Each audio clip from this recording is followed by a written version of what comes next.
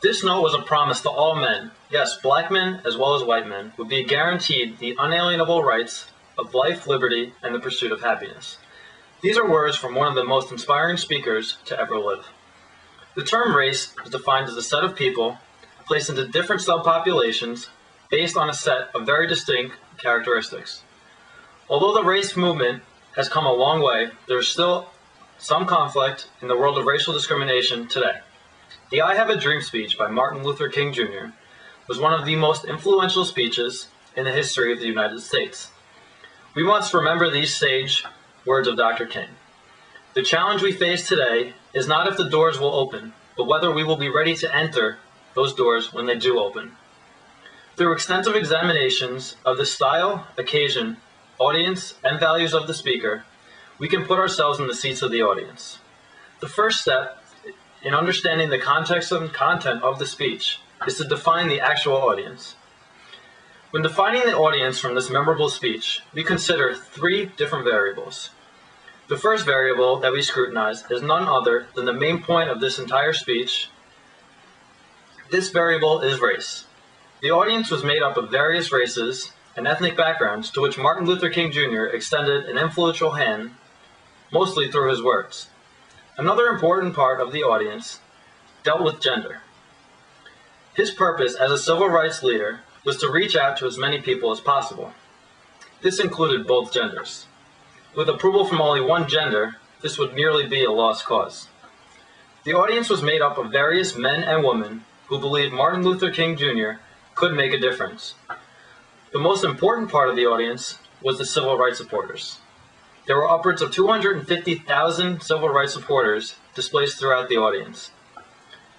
After establishing whom the speaker is connecting with, the type of occasion should be instituted. Martin Luther King Jr. delivers a ceremonial speech to the people in favor of his contribution to the civil rights movement. He addresses the audience on the steps of the Lincoln Memorial in Washington, D.C., and energetically rallies them in favor of equal rights for all people. A ceremonial speech is a speech that you give at a ceremonial occasion that reaffirms a community's bonds and values, strengthening ties between individuals and groups. In this case, Dr. King worked to strengthen the ties between race to make our country an accepting nation of all peoples. The values of the speech lie within the occasion of the speech. This is what we will examine next. The main goal of Dr. King's speech was to promote and hopefully eventually sustain equality. Dr. King's values and beliefs resided in none other than peace and justice for all. Martin Luther King Jr. was a man who believed in the equality of the human race. His views and expectations for America were nothing short of complete fairness and equivalent opportunity for all races that lie within the melting pot of America. What counts is the conviction he expressed, speaking for millions seeking racial justice. In response to 8 Alabama clergymen who declared his direct, nonviolent protest to be unwise and untimely.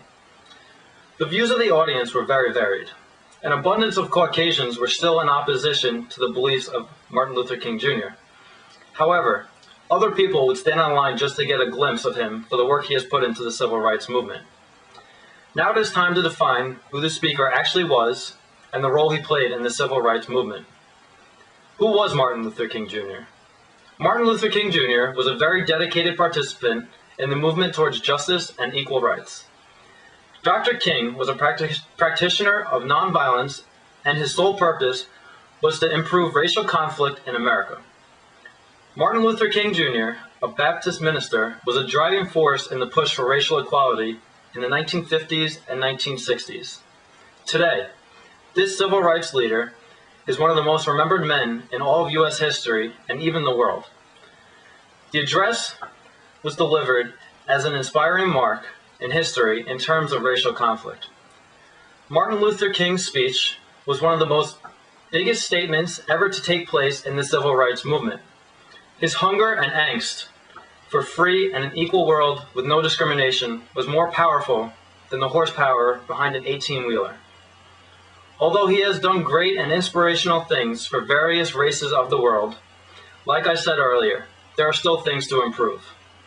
For every Michael Jordan, Michael Jackson, or Bill Cosby, there may be an Anthony Porter, Robert Russ, or a Joseph Gould.